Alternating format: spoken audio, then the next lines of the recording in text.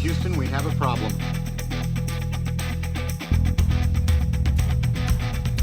Give me all you got! But what I do have are a very particular set of skills. Give me back my gun! I didn't kill my wife! I don't care! Hello, everyone, and welcome to another episode of Stand and Watch, the best and only dad movie podcast you're ever going to listen to because we killed all the other ones. They're dead. We murdered them. I may have a problematic water jug, but they had a problematic. You may have They- a problematic water jug? I may have a problematic water jug, but they had a problematic us. We're the ones still alive. They're dead. You definitely have a problematic water jug. Hello, Steve. Hey, Steve. Hey, Standees. How you doing? How you doing? As always, I'm your host, Matt. And I'm Nick. And say hello to our unpaid intern, Problematic Water Jug. Say what's up, problematic water jug. It can't talk. It's a water jug. That's true. But it Got is a face. it's problematic. It's got a mouth, but cannot scream. Is that the line? I have a mouth and cannot scream. Yes, that is the name of a video game. Or is it a book? I thought it was just a line from something like a book or a poem. Isn't it a Or video would- game? I thought that was maybe something Lovecraft wrote. That Mountains of Madness or something. I have a mouth and I must scream. Oh, it's a short story. I knew it was something. Yeah. I knew it was a piece of fiction somewhere. Somehow. Pain and Gain is the movie today. It is the movie today. Our second Bay movie. His magnum opus. Are we going to go through every Bay at some point? Just do all Bay? I mean, he makes a lot of dad movies. He does, doesn't he? You can't Well, do a dad movie podcast and not do a lot of Michael Bay. We can skip the Transformers. I like the transfer. Okay, so he did Bad Boys, The Rock, Armageddon, Pearl Harbor. Pearl Harbor, famously bad. Bad Boys 2, The Island, famously bad. The Island's Transformers. The Island's pretty good, actually. Transformers Revenge of the Fallen, Transformers Dark of the Moon. I haven't seen it since the year it came out, so maybe my young brain was dumb and it actually is good. I watched it, I want to say earlier this year or sometime last year, like for the first time. That- I had never heard of it before, and it was on Netflix. That's the one where they're clones. They're clones, right? Yeah, it's decent. And they're It's got Steve that's Buscemi. the very young Scarlett Johansson, a very young Ewan McGregor's kind of youngish there, yeah. John Bean's in it. I'm gonna guess he dies. John Bean. Buscemi's in it, so it's decent. Oh, so wait, Bay's been doing these. So he did 5 Transformers, and only 2 of them are good. Ugh. Are There's only any 2 of good them are any of them really good though? The first one is fine. Dark of the Moon is really good. I think Dark of the Moon is his best. Is it though? It is. Just the whole Chicago sequence is just. No, you're just you're just a slut for Chicago. I am a slut for Chicago, but not when it's being destroyed. It's a beautiful place. No, you're one of those people that as long as it's in the movie, you're like, okay, I like this movie. Chicago, me, so baby. what? Chicago, baby. So what? Go Bears. Call me John Hughes. I don't give a shit. Go Bears. Call me the 2020s John Hughes. Go If Bears. a movie's set in Chicago, I'll watch it. I'll enjoy it. Go Bears. Hey boys, let's get some chairs. Dark of the Moon is weird though because they write out Megan Fox because of I guess her and Michael Bay fighting, and they give Shia LaBeouf a new girlfriend, and the first shot is just like her ass. The first shot of the movie is her ass. You're just following her ass. Yeah, of It's course. like, what are we doing here? These are children's toys. What are we doing? But the whole Chicago sequence, beautiful. Not just because it's set in Chicago, but Pain and Gain. Honestly, I know we got a few things to get to before we get to what we love and what we hate, but this might be my favorite Bay. It's his magnum opus. You keep saying that word. And it's true. It's really good. I've got the wiki up. Let me wiki it out here.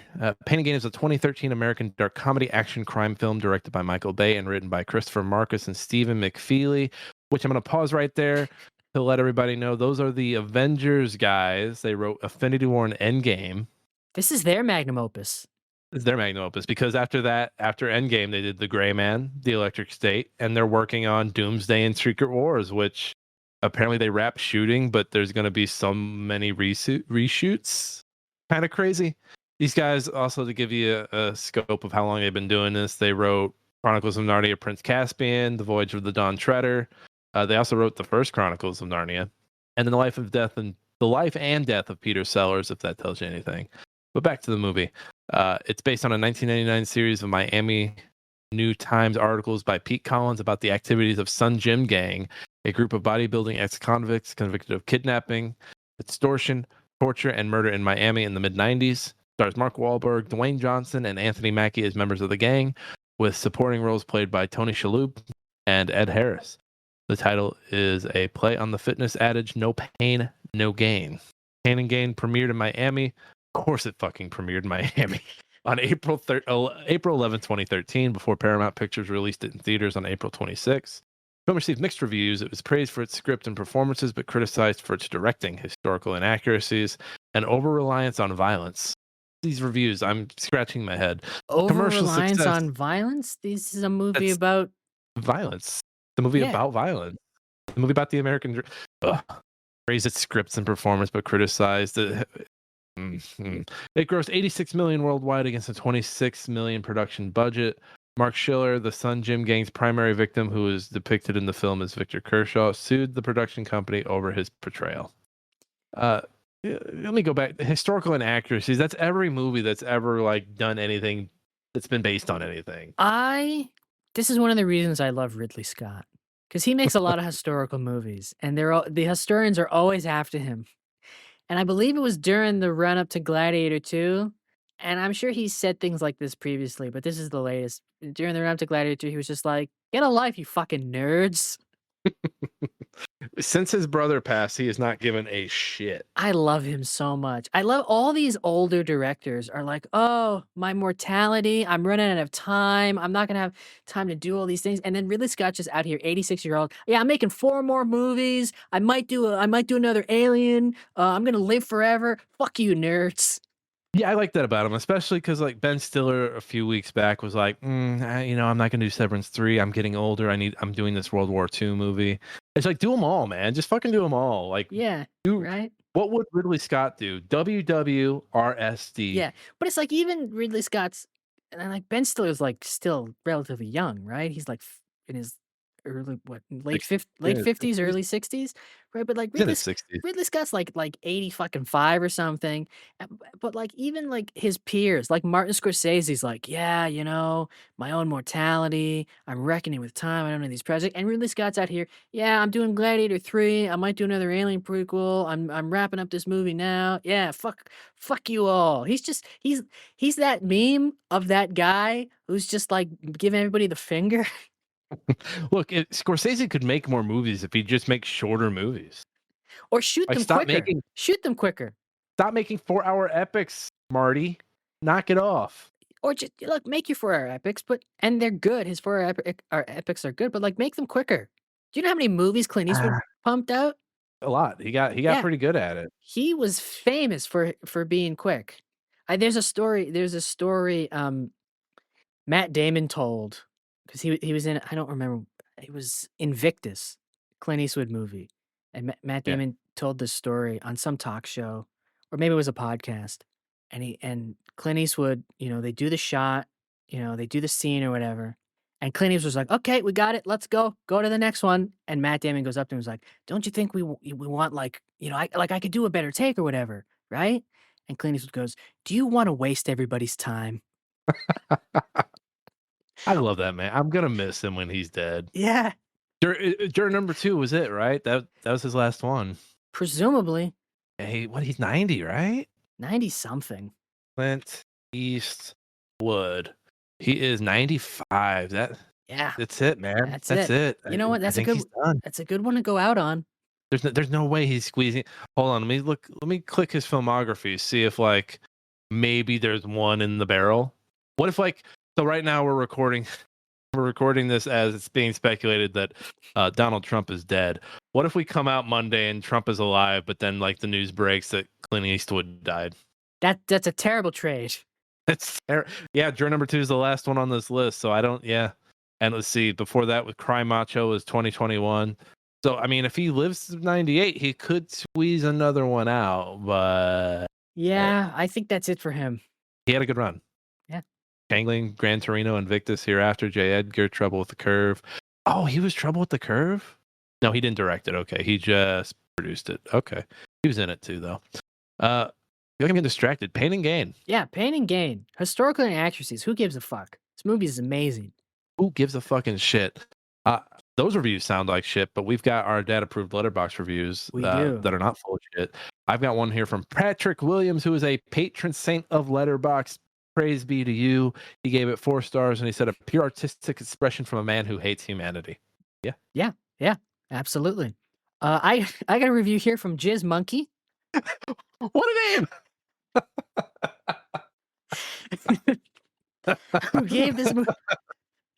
who gave this movie 4 stars and wrote, "Surely such criminality and stupidity couldn't happen in Florida." I love that Jizz Monkey's not a patron saint or a pro. He's just a random knucklehead. Yeah, who just loves the movies. There's 2 things he loves: the movies and jizzing. Jizz Monkey. No, I remember being in college and seeing the trailers for this and thinking this is going to be a very goofy movie, and this is my first time seeing it ever. And this is a very grim movie. Like it's got its funny moments, but it's a very grim movie. I have seen this movie 5 times now. I saw this. No, what were you gonna say? Did you see it in theaters? I did see it in theaters. I saw it in theaters in 2013 when it came out. I saw it with my father, and me and him have been quoting "Gotta Get a Pumpin'" for damn near 15 years. It's a good line. These guys are just meatheads. They're so dumb. I mean, I'm still laughing over early on in the movie when Anthony Mackie, anytime The Rock's around, he's asking him like, "What kind of creatine? Like, what are you doing post pump?" He tries asking him what his regimen is. He tries to get The Rock to drink breast milk because he's drinking breast milk because it's good for his routine. These are just good. And again, I think I said it before we were recording, but Anthony Mackie, I feel like he doesn't get enough respect. He's good. This is probably Anthony Mackie's best movie. Yeah. One of. I'd have to go back. I mean, maybe the Hurt Locker. I always forget he's in that. He is in the Hurt Locker. No, I think this is up there. Hurt Locker is like 2019, right? 2009.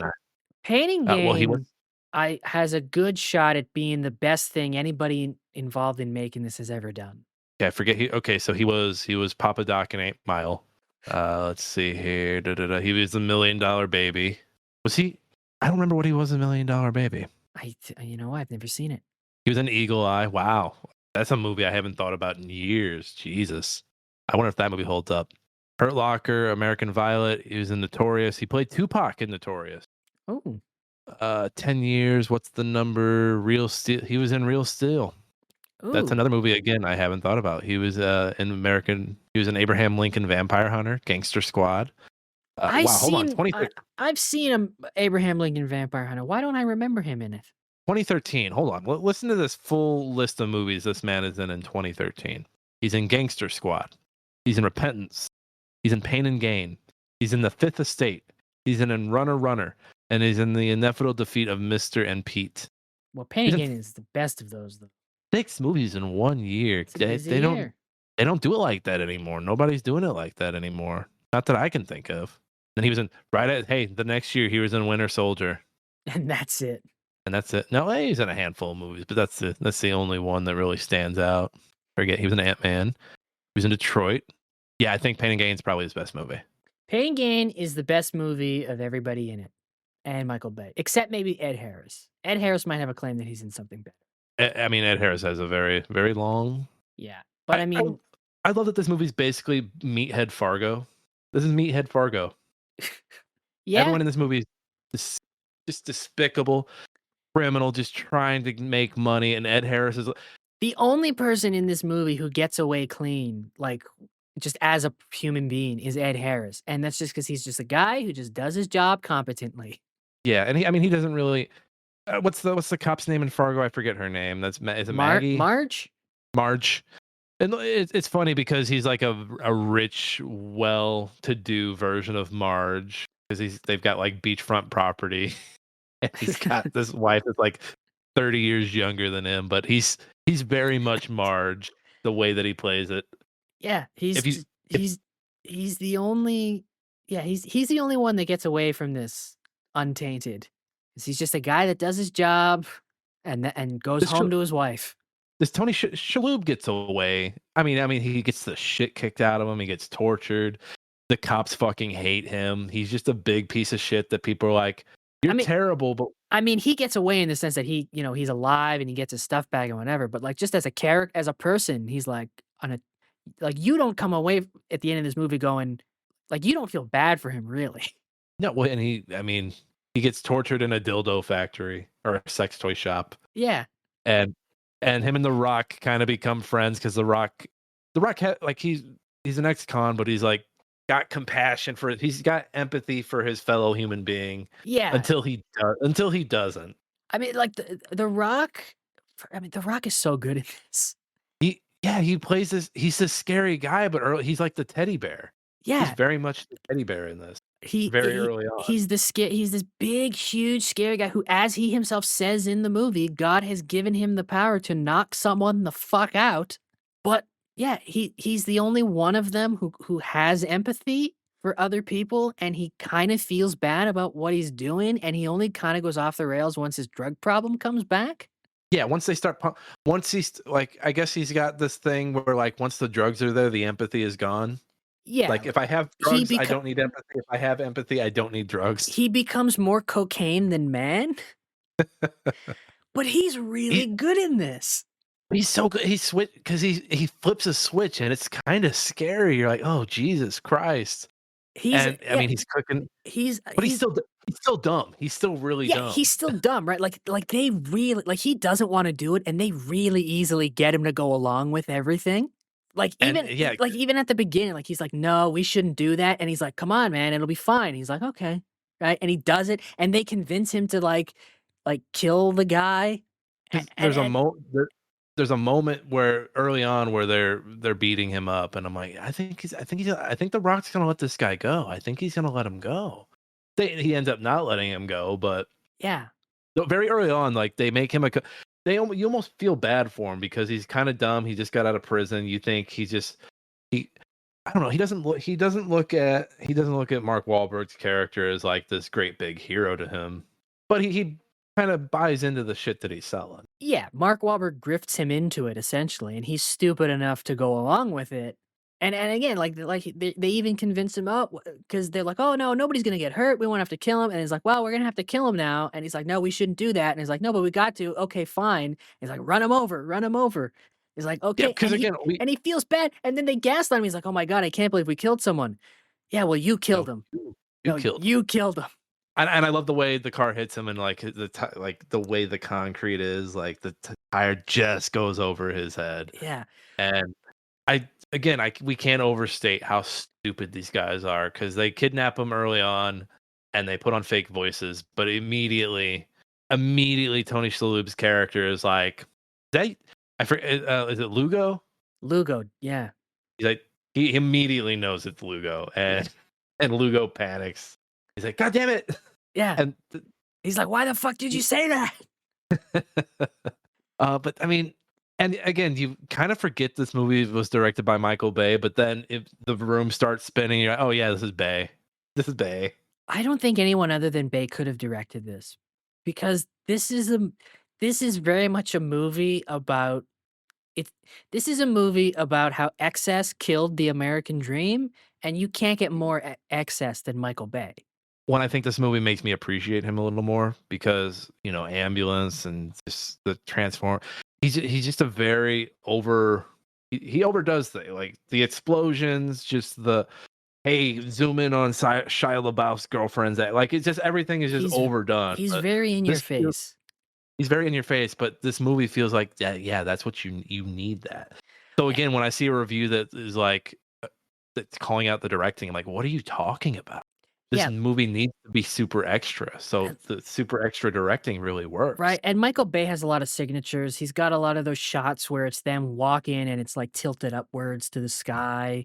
He's got, like, the golden hour lighting, and you need that because like, the way Michael Bay films things, that's how these guys see themselves. That's how they see America. They don't see it as, like, the rotted to the core dump. Yeah, these guys aren't looking down. These guys are always looking up, even though they really shouldn't be. They should be. Yeah. They should just be working their gym jobs and being thankful I mean, for their lives. this movie starts with Mark Wahlberg doing sit-ups on the side of a building on, like, some sort of, like, bar. Doing So sit-ups to fucking extra. doing sit-ups to the sky, shouting to himself, "I'm hot, I'm big." Amazing. But yeah, you hit the nail right on the head. It's about how excess killed the American dream. And I mean, this is a movie where the bad guys get what they want, and then it's not enough. Yeah, and he says something to Tony Shalhoub. It's like, I don't just want everything you have. I want you not to have it." And it's fucked up because Shalhoub, like, even though he's a big piece of shit, like his family has this backstory. His family has this tragic come up, and it's not like he didn't work for what he got. He worked really hard, got it. Sure, he's still a big piece of shit, and it's a movie that argues like, if you're a bad person but you work really hard, do you deserve what you get? Like, do you deserve overall what you get? And so then it kind of, you have Mark Wahlberg and the gang come in and, kind of do the same thing. But it's about like how the come up should be like this honest path where you're not hurting anybody, and then you become a piece of shit through that instead of being a piece of shit the whole fucking way. Yeah, it's the thesis of this movie is that in the American dream, no one deserves anything and everyone wants more. Yep.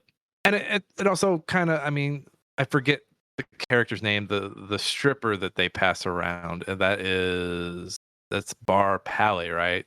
You play Serena Luminetta. Yes.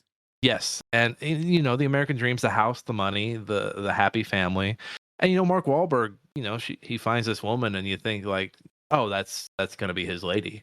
No, he just gives her away to the rock. Just gives her away. So again, when access comes into play, you look at someone and you're like, pass.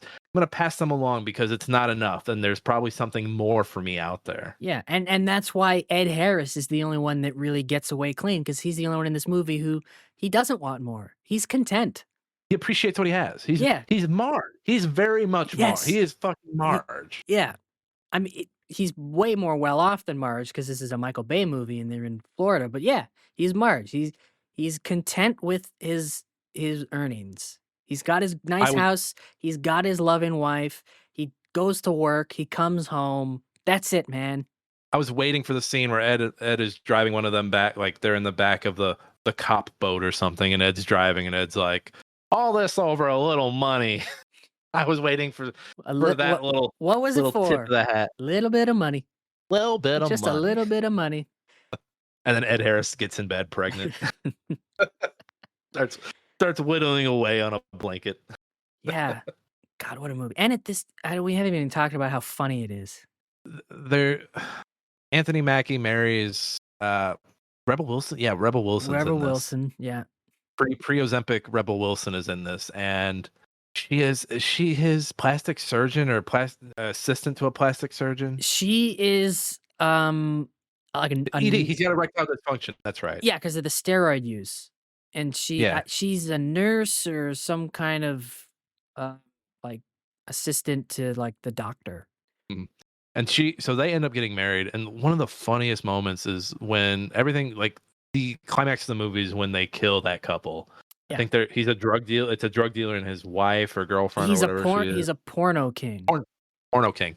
And so they kill them. It was an accident with some weights, and then they end up killing the lady by giving her an overdose of some kind of too much horse tranquilizer. Horse trank. And there's blood all over the carpet. And Anthony Mackie's plan to clean that up is to cut little squares into the carpet. I love the moment where they gotta chop up the bodies because like we're gonna dispose of these, right? Because they think they're master criminals. They know what they're doing. Mm-hmm. So first they buy an electric chainsaw that malfunctions because some hair gets caught in it, and they go to return it to Home Depot because, as they say, as Mark Wahlberg in the movie says, of course, it's from China. You bought a piece of China crap. And I love that if you're really paying attention throughout the movie, you can see them like kind of like leaving little trails of evidence here and there, and you're just sitting there like, that's gonna come back to haunt them. That's gonna come back. I mean, they're not careful, right? Like they have him sign these documents that gives away his wealth to them, but like he's he just signs across the fucking page.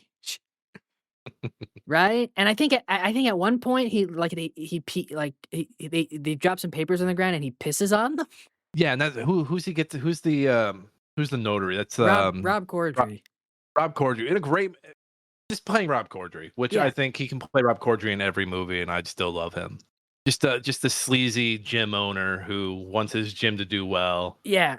And we'll kind of skirt the rules if you have everything lined up. He's like the well-to-do guy who will cheat if finds a way to. Yeah, if it gets him ahead, right? Right. Just which is the theme of this movie. It gets you ahead. There you go. That's the American dream. Whatever. I forgot. Whatever it takes. But there's a funny scene when Mark Wahlberg goes to him because he can't. He goes to the bank because he's got these forms and he's like, yeah, well, I need Mr. Kershaw here so I can notarize them, or there needs to be a witness. And he goes to Mark Wahlberg goes to Rob Corddry. He's like, can you just sign this, right, and say that you saw it? He's like, no, I can't really do that, man. I can't stamp it. Like, what the fuck are notaries? They take their shit very seriously. The few times I've had to use one, they're like, nope, I need all this. There's the scene after they chop up the body and they cut the hands off. And Mark Wahlberg tells The Rock, you got to burn these fingerprints off. So he gives him a little barbecue, burn these fingerprints off. They go to Home Depot, return the chainsaw. They come back. The Rock is outside of their warehouse barbecuing the hands. Yeah, and it's the excuse he gives is it was getting too smoky inside. He's like, yeah, it's too smoky inside. It's too smoky inside. You got to cook this shit outside. I just remembered Ken Jeong is in this. He plays Tom Woo. Johnny Woo. Johnny Woo. Yeah. Johnny Woo. And I think there's a point where Johnny Woo's on TV again, and Mark Wahlberg is like, "Fuck Johnny Woo" or something like that. Yeah, because Johnny Woo is like a motivational guy. He's like, "Don't be a doer. Don't be a don'ter." He's one of those self-help gurus that are all over what's the popular one? The Tony Robbins. Tony Robbins. Yeah. Just hey, do say yes. It's very much yes man. Like, say yes. Yeah, but yes. Johnny Woo is like the proto Andrew Tate. Yeah. Right? Very early Andrew Tate. Because Tate didn't come into fruit. Like, did Tate and all those guys come into like the spotlight around the same time Trump was elected? Or was that right around this time? I think it was around that time. So it's almost like a proto of that kind of like dude, but like, because Johnny Woo is very much a, like, do this, fuck yeah, get bitches, big yachts. This is how you do it. I love that he's leaving that session and there's like 10 women following him, and he's like, he just wants to get the fuck out of it. He doesn't give, like, he wants to sell the book. He wants to sell the 12 steps to being a man, but really he doesn't give a shit about any of those men that he's air quote helping. No, because he's not helping them. He's right. He's giving advice. This is how you can have these women in this yacht, but he has those women in that yacht because he's selling that book. He's selling that book, and the money he's getting from that book is what's attracting them. And the likelihood is he's paying them to travel with him. Like, yeah, right. I think he even yells, "Get the bitches on the yacht." Which, get the bitches on the yacht. It's all facade. It's fake. The American dream is dead. It's fake. It's either dead or it never existed. And I love you're never that. Gonna get it. I love the onus that gets Mark Wahlberg and the rest of these guys like on this journey. Yeah, this is what we're gonna do. We're gonna be doers. And we're going to, this guy deserves it, and we deserve his money because he went to a grifter and he fell for it, right? He fell for a grifter, and that's how he was like, yeah, I'm going to get the American dream. I deserve it because he fell for a fucking grifter. Yeah, you don't deserve, Mark, Dan, Mr. Lugo. Listen, you don't. No, you get nothing. You lose. Good day, sir. Yeah, It's weird that this is a Michael Bay movie because you almost expect the way Michael Bay makes movies to kind of be one of those like, like dude bros. He fucking hates them. Well, this is yeah, and this is second movie in a row where we're following the most treacherous. Like last week, we followed Clifford, who was a very treacherous child, and now we're following these treacherous adults. I do like that early on. Lugo seems like this very nice guy who just wants to help people build the best versions of themselves. Yeah, he's a Like good personal trainer. Like there's a he seems, like yeah, he seems like a very good personal trainer that like is very very much just wants to get the best out of everybody, and then and then he's good at as his soon as job. He's good at his job. He seems to enjoy his work, but he's just like he wants more. he wants more, and as soon as I think, because we say like him meeting Johnny Woo is what sets him off, but I think what sets him off is Tony Shalhoub. Just how Well, it's the combination of the two, really. it's a combination, yeah, because Shalhoub is in there, like kind of like He's a big prick. dicking around about He's a how much he's a prick about how he's a much money prick. he makes, the banging he be doing, and then he sees it from Johnny Woo, and so the combination of the two, he's like, well, Yeah, why not me? Why this Shalhoub yeah. fuck? Why He's not like, me? I deserve it more than him. I'm gonna take it. And so he does. Yeah. Do you have anything negative to Honestly, say about this movie? I think it's just a little too long. I don't know what I would cut. I just think there was a point where I had paused the movie and I was like, I probably got 30 minutes left and still had an hour to go. It's 2 hours and I still 9 think that minutes. I think that's pretty I still, lean, honestly. I still think I assumed it was longer just because it's Michael Bay. I still really enjoy this. I enjoy shitty Shaloub. It makes me want to go back and finish Monk. This is the best Rock. I wonder if Smashing Machine. I wonder if he's going to top himself with Smashing Machine. The I kind of Rock is so good in this movie. Like, and we said it before, like, he's essentially playing 3 different versions of the same character, and he's just switching all the time. did this movie get any nominations at all, or did Bay kind of scare the No, Academy away? no, I don't think it did. I think I think if The that's rough. Rock had kept doing things like this, I think we'd be talking about him the way we talk about Dave Bautista. Well, I think the issue became, honestly, I think the because when was Black Adam 2020? No, the issue with him started far before Black Adam. It honestly, it started almost after this movie. Like, look at The Rock's filmography. No, I think it's the fast movies are what got to him.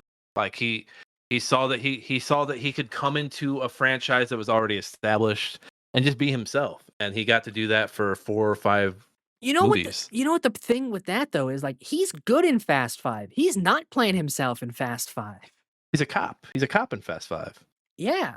Like but like the version of Hobbs that he plays in Fast 6 is completely different. Like in Fast 5 he's playing a character and in Fast 6 he's playing The Rock. Yeah, because he's all after painting it. It's all franchises past that point. I mean, San Andreas was more of a disaster movie, which looking back, I think we took all those disaster movies for granted, even though that one's bad. Fate of the Furious, Baywatch, Rock in a Hard Place isn't. Oh, that's a documentary. Jumanji, Rampage, another one. Skyscrapers, another disaster movie. Fighting with My Family, oh, it's his cameo. Okay, so he wasn't Shazam in 2019. Just a likeness cameo. It's just Yeah. he was in Free Guy. He had a cameo in Free Guy also. Voice cameo. But yeah, like he's done like this was his last almost real movie.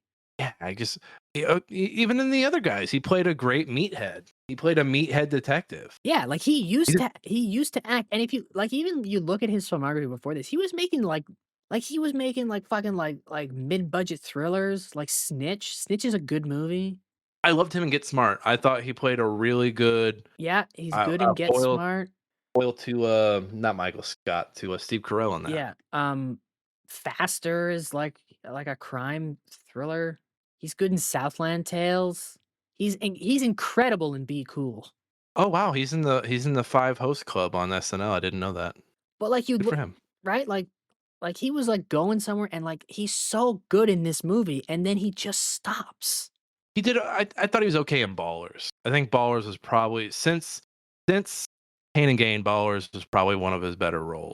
But that was also just boring HBO, almost like a Suits, like just dudes in suits doing business. Yeah, with some drama around it. I hope after the Smashing Machine, he's like, yeah, I should start doing this again. 'Cause he's got the live back. So maybe playing Maui in Moana was probably like after Pain and Gain, playing Maui was probably one of his better roles. Yeah, he is good as Maui, but again, that's a So, Disney voice. Again, but that's an anomaly. but I he's mean, also they're doing the live action Moana next year, and he's in it playing him. yeah, So but the live action I remakes don't. are always bad.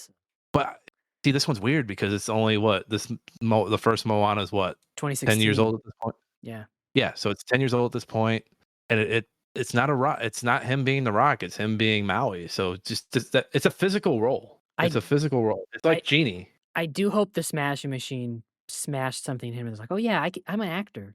Because like Look, I hope. You watch The Rock of today, it's almost unbelievable that it's The Rock in this movie because he's that When is that good. out? October 3rd. I am going to see this in theater because the trailer looks amazing, and Yeah, it's from one of the Safdie brothers, and so it's gonna be a good movie. I feel like it's gonna be a good movie. yeah, yeah, but yeah, like it's it's almost insane that this is like the same guy in Rampage or Red Notice because he's so Red Notice, good. He's so good in Netflix this. #2 movie. Yeah. Now Netflix #2 movie. I don't know how that got to. I don't know anyone who's watched Red Notice. I don't know a soul. Right? It's yeah, it's insane. It's almost unbelievable that it's the same guy because he's so good in Pain and Gain. Right. Right. But again, Mackie, again, yeah, great. Mackie's probably how's he in Twisted Metal? he's good. He's fun. Okay. I'm This is gonna check that out. probably the best Wahlberg. I mean, he was in Uncharted. Hold yourself now. He was in Uncharted. I mean, the only competition I would say for Wahlberg would either be, I mean, maybe Boogie Nights, maybe the other guys, maybe The Departed. I have to say, probably The Departed was his last like really good serious role. But in the other guys, he's like he takes tap dancing to bully the other tap dancers. So Well, he's incredible in the other guys because he's essentially just playing his character from The Departed. yeah, But Two like, Guns, Lone Survivor, where he just falls down a hill the whole movie. but no, like this is, I think you could make the argument that this is Wahlberg's best role. Yeah, And he's so well suited. Like, there's a scene in this where he shouts. Like, there's a scene where he's like playing like basketball with the neighborhood kids, and he's just fucking insulting them. have we seen him in Flight Risk yet? I have not. Okay, I want to see Flight Risk. I saw the trailer, and I was like, no. That haircut on Mark Wahlberg. No. He's bald in that, right? He's got like the sides. He's got the horseshoe. Got the I feel like he could be good in that. But yeah, no, this is the best Wahlberg. I'm just, Shooter is fine. We Own the Night. Yeah, best Wahlberg probably since The Departed. I think, yeah. Again, I think this is at the very least it's top 5. It's such a perfect role for him. He shouts, he gets angry, he's a meathead, he's funny. I think you're forgetting about Daddy's Home too. No, that's right. Yeah, I don't think I have much. My one negative was it was too long. Do you have a negative? I don't think I do. It's just I was surprised how much I liked this. It's so good. I don't think it's a top 5 movie for me, but I do think it's in my top 10. I've seen this 5 times, and I don't know, man. Just talking about, I kind of want to watch it a 6th. It's that good. Just the insane notion of he kills a guy, and the first thing he does is he goes to get a pump in. I gotta get a pump in. And The Rock is like, yeah, that's it, get it. And the fact that they killed him with weights. They killed him with weights. Yeah. Or at least one of the folks. Like they killed him with a dumbbell. Not a dumbbell, a free weight. The fact that it's a true story or based on a true story. The part that I mentioned when he's grilling the hands, like it freeze frames and explicitly states this is still a true story. I do love that cheekiness. That cheekiness to be like, hey, you might have forgotten at this point. We're 2 hours in. Yeah. Still true story, bud. I love at the end when he's in prison, he's gotten the death sentence, and he's still kind of cocky about it. Did Anthony Mackie's character got the lighter sentence, right? The Rock's character got the lighter sentence. Got the lighter sentence because he turned witness, right? Well, on the witness stand, he essentially sold them out. He was like, "Yeah, it was all their idea. They made me hurt Pepe." Yeah, I forgot he calls him Pepe. Yeah. Ed Harris. Yeah, in Ed Harris's narration, he's like, "Yeah, he's the only one that showed any ounce of remorse." Pepe. This is a fucking funny movie. Fuck you, It's Michael so Bay, for funny. making It's so me funny. like you. fucking asshole. I just want to point my camera. We're not a camera show, but I just want to point out that I do have a Rock cutout right there from him selling his gamer energy drink. I won that from a gas station. The one thing I've won in my life, and it will follow me to the grave. When I had my bar mitzvah, I gave out cardboard cutouts of celebrities. The Rock was one of them. So somebody who came to my bar mitzvah has a cardboard cutout of The Rock, circa 2013. By The Rock, and then right next to him is Anna and Elsa. If you come down here, it looks like a weird cardboard gangbang is getting ready to happen. He's offering them gamer fuel, like, hey, oh God, happy. Hey, what is it? What's that one thing he said? Happy gaming. Hey gamers, happy gaming. Enjoy your gaming. That's what he said. Enjoy your gaming. Gamers. Enjoy your gaming. That's his best role. We missed that ad. Enjoy. It wasn't even an ad. It was him like talking to Hideo Kojima or somebody, right? Or Jeff Keighley. It was him talking to Jeff Keighley. I don't even know. He just sent in a video to like the Game Awards or something. Yeah, but they presented it like it was a conversation. No, he's like this. Jeff Keighley is like, and this special message from The Rock. Yeah, it was just like it was just a special pre-recorded. Yeah, it's him at the gym getting a pump, but he's got this gamer rink. I love this movie. I quote this movie all the time. I need to watch it more to quote it more, but I do want to get a pump. I feel like I gave this on Letterboxd a 4 or 4.5. I think it's a 5. I gave it a 5 too because I finished it and I was like, man, that was Fargo. That was fucking Fargo. And I know I'm in a Coen Brothers mood right now because I just saw Eddington and that was the most Coen Brothers ass movie, not from a Coen brother I've ever seen. But this is a close second, just on a structure standpoint. It's Fargo. It's Fargo in Miami, baby. It's Fargo for the Manosphere age, made years before the Manosphere took off. Michael Bay was a soothsayer. The fact that he saw that far, he saw 10 years into the future and he saw the shit that we were going to be in. Kind of blows my mind. Yeah, I don't know, man. And it just blows my mind that of all the directors to make a movie that takes them down this thoroughly, it's Michael Bay. Yeah, a man that you would consider to be in the Manosphere. Yeah, right. Just based on his directing style and like the kinds of movies he makes, you'd think that he'd kind of be with those dude bros. But no, man, he despises them. He wants them. He hates their fucking guts. Do you think that comes after making like so much like hoorah, like hell yeah, bro type shit? That he's so spiteful. He's like, I hate this shit. I don't know. And maybe my appreciation for Michael Bay. Because this is one of the first Michael Bay movies I had ever seen. Like it was Transformers and like this and Bad Boys. And then I watched all his other stuff afterwards. So maybe it's just like deep down, I'm like, because I feel like Michael Bay, and it's even the way he shoots things. And this movie is a great example because like the way he shoots his movies is like, that's the way these types of guys see the world. Like that's how they see themselves. I feel like Michael Bay shoots these movies like this is how he wishes America was, but deep down he knows it sucks and he fucking hates it. So, I mean, does that warrant a revisit to Ambulance? Like, is Jake Gyllenhaal like one of these characters by proxy that like see this world in this like bombastic way, who like actually know you're a shithead and you suck and you're in the back of an ambulance and your adoptive brother's about to kill you kind of way? Like, I mean, I'm always for watching Ambulance again.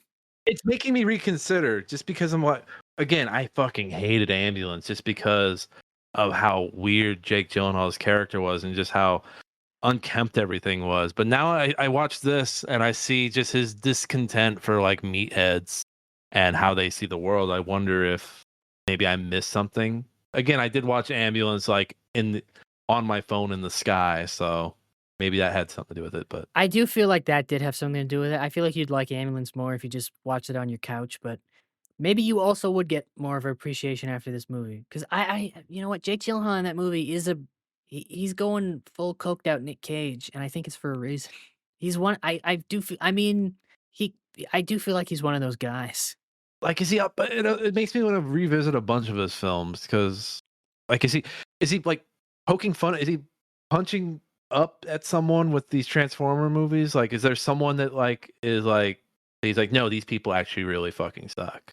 I'm trying to think of like besides the I Decepticons, who were the bad guys? I can't And speak to the Transformers movies because I've only seen the first one, and I refuse to watch the other ones. Other than two is Bumble, bad. other Three is, than three is other fine. than Bumblebee. Bumblebee's the best one, and he had He's nothing not to even. do. I He had think he's nothing to do with produced that. that. Yeah, he didn't touch it. Bumblebee's the best one just on the fact that in Bumblebee, John Cena's in Bumblebee, and he's the best line in any Transformers media ever. The Decepticons are there, and the U.S. government is considering like like they kind of trick the U.S. government into like Right. thinking like team up with us, we're good guys, whatever. And John Cena goes like he's wary about the plan. He's like they literally call themselves Decepticons. Does nobody find this alarming? You guys not realize what was the key word there? Come on, guys. It's great, but I don't know, man. I can't speak to the Transformers, but I do feel like Michael Bay has this thing about him where people think he's one of these like hoorah kind of guys because he makes these dude bro like like action movies like with like the U.S. military, and he made that Benghazi movie. But I 13 think hours. yeah, which isn't terrible, but like I do feel like deep down he hates these people. Like it makes me wonder if like the Transformer movies are like anti Operation Iraqi Freedom. Like because I think of like Gears of War and the way people looked at that and how Cliff Bleszinski had to come out and be like, no, this game is very anti Bush. Like this is not a hoorah, go get him type of game, you guys. Like we fucking hate Bush here at Epic. And so I look at Transformers, which I think Transformers and Gears of War came out the same year. I wonder if it's like of the same ilk. Now that I know what Michael Bay is capable of. Yeah. What's the Shaq meme? I'm sorry, I didn't realize didn't realize your game. I mean, like he did make that Benghazi movie, so I don't know how like anti-Iraq he might have been, but I do feel like Michael Bay has a very clear vision of like of what he wishes America was or what it could be, and you watch this movie and you're like, no, he knows what it is though, and he hates it. He knows how bad it is out here. Yeah, he knows how bad it is, and he knows the kind of people who who who cause that kind of rot, and he fucking hates them. But he wishes it looked like this. He wishes it was He this. He wishes it was wants this it. golden hour, up tilted, slow motion shot. But it's He not. wants the American dream to be alive. He wants it to be this thing that everyone can get a hold of. But he knows it's not, and he knows the people that do get a taste of it are some of the most terrible people. And he hates their guts. He does. And he knows that folks that achieved the American dream previous generation, it turned them into these assholes like Shaloub. Yeah. I get the sense that Michael Bay is one of those guys who's like, he'll like wave the flag and be like, I love America, but I fucking hate it to its core on the inside. I hate everything. Michael Bay knows. He knows how bad everything is. He knows how inappropriate this mug is. Yeah. He likes the ideals, the supposed ideals, and the like the outward sheen of America. And he hates he hates he hates the desecrated corpse in the middle of it. I again was completely surprised by how much I liked this movie. I thought this was going to be the most 3 out of 5 star movie I've ever watched. It's so and good. I come away completely blown away. It's so good. His magnum opus. It is his magnum opus. Yeah. And I think it's a 100% dad movie. Absolutely, it's a 100% dad movie. It's got the action. It's got everyone at their best. It's funny. It's Miami, bitch. It's got hot babes. Hot babes. It's got Ed Harris. Oh, Ed Harris, who I love. Dads love nothing more than a movie where the best person in it is just a guy who's good at his job. So they do respect that. Yeah, it's got that going for it. Dads also really enjoy I feel like dads really enjoy the subgenre criminals being stupid. Yeah, I agree. Yeah. Dads also like a good even though this was a bad plan they like a good when the criminals have a plan. Yeah. They like to see it. They like to see them build upon that. The Rock, any dad that's into wrestling, but hey, that's Mr. Dwayne The Rock Johnson. I do feel like dads like The Rock. Maybe not as much anymore, but yeah. Dads like USA dads like Shaloub. I know this. As a Sean Spencer fan who is an adjacent Shaloubian, can I call him a Shaloubian? that offensive? I'm gonna call him a fellow Shalubian. Yeah, those Blue Sky USA dads love some Shalub, so you see him and you're like, go watch Monk, but I'm gonna watch this first. Yeah, 5-star. Add it to 5-star, the 5-star 100% club. Somebody should start that document. Yeah, one of us should really do that. But then I got to go back and listen. No, we should do what every podcast does and demand that the fans do it for no money. Hey, this wacky picture I just made up in my head on this podcast, someone should go draw it. Someone should turn this into a meme. Someone should turn us into a meme. Like this meme I just thought of. Listener, do more. Do more. Fucking podcasters.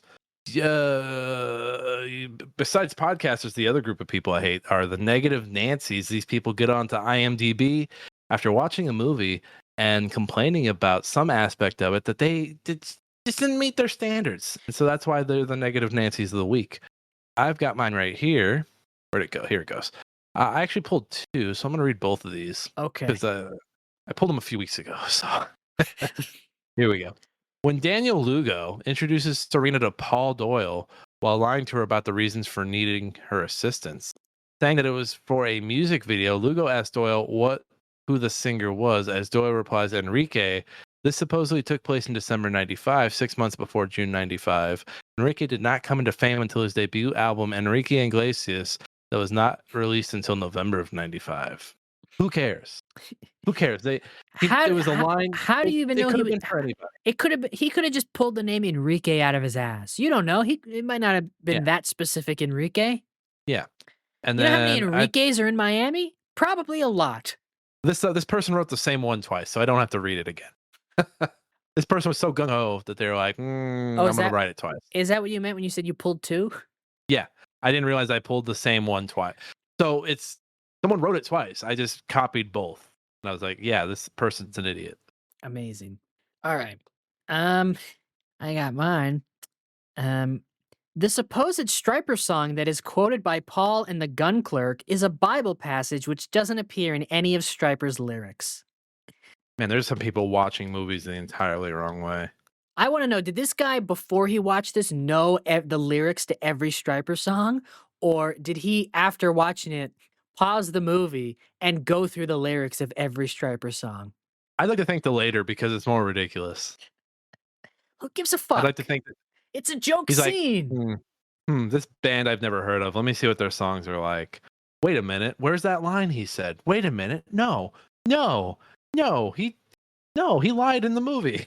It's him getting madder and madder as he's looking for the line. Yeah, like who gives a fuck? It's a joke. It's a joke scene played for laughs. Move on. Move past it. Do you have a dad joke for this one? I don't have one. I had something with Michael Bay, but I don't have a dad joke. This is a good movie. Go watch Pain and Gain. Yeah, I might watch it again. There's no pain when you watch Pain and Gain. There's my dad joke. No pain, all gain. No pain, all gain. No pain, all gain. What a good movie. What a good movie. I feel like this Granddaughter of Wheel has blessed us. Besides Clifford. Clifford was great. Clifford was just okay. Clifford was great. It cursed us. No, your problematic mug cursed us. My problematic mug did not curse us. Is it a mug or a jug? What would you call it? It's a jug. It's a jug. Your problematic jug cursed us. It's a good jug. It's got water in it. Full of H2O. Should we spin the wheel and get out of here? We should. Let's do it.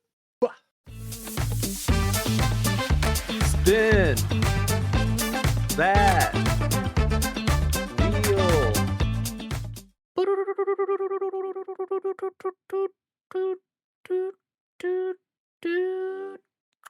Ooh. How long should I leave you in suspense for? Not much longer. It's getting late. The World's End. Oh, just like Trump. His world end. Oh, no. So this is The World's End, not At World's End, which is the Pirates of the Caribbean movie. That is correct. And this is the Simon Pegg, Nick Frost, Edgar Wright movie. It doesn't look like it's streaming anywhere in the States. Might have to hit the old Pirates Bay on this one. Let's see. In Canada, it is streaming on Hollywood Suite. I have no idea what that is. It's not really I don't know if you'd call it a streaming thing. It's more of like a cable package. You get access. It's like it's in between. I don't know. It's not on demand, but it's but it's not streaming. I don't know. It's in between. Just, It's like one of those weird in pirate it or between. go to your. One of those weird in between things. But if you're in Canada and you have Hollywood Suite, it's there. I just go to your library or pirate it. It's old enough now. It came out the same year as Pain and Gain. Interesting. It's Well, not as good. It's not close as were good as Pain and Gain. It was about 3 months after Pain and Gain. No, it's not as good. No. But it's still pretty good movie with some good messaging. That whole trilogy is really something cool. I'm looking forward to that. We're almost done with Granddaughter of Wheel. We are.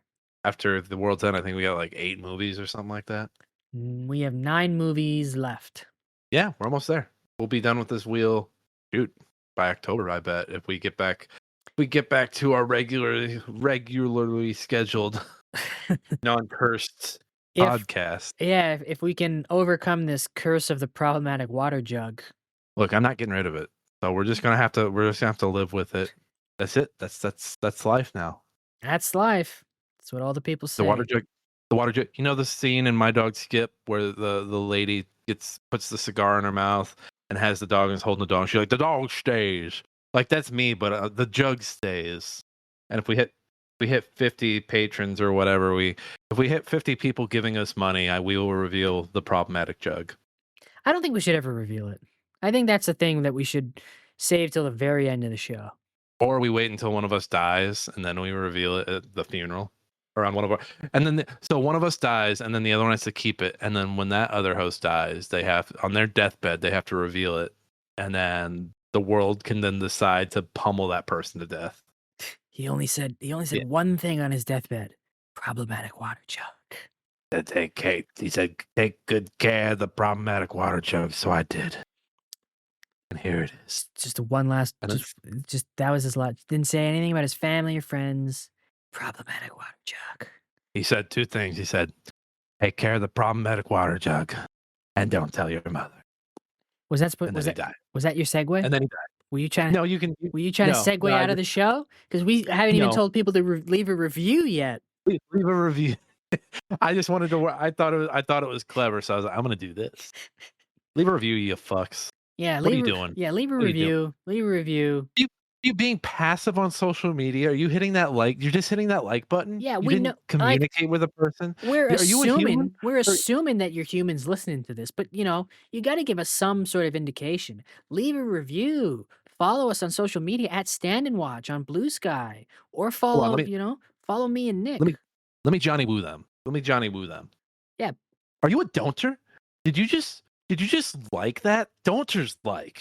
You know what doers do? They comment, they rate, they review, they communicate. Are you a doer or a donor? Because right now you feel like a donor to me. And we don't like donors on this podcast. Be a doer. Do review the show. Don't just listen and move on with your life. Do subscribe if you haven't. Do follow us on social media. And do spread the word. Tell your friends. Do tell your family. Don't tell your mother.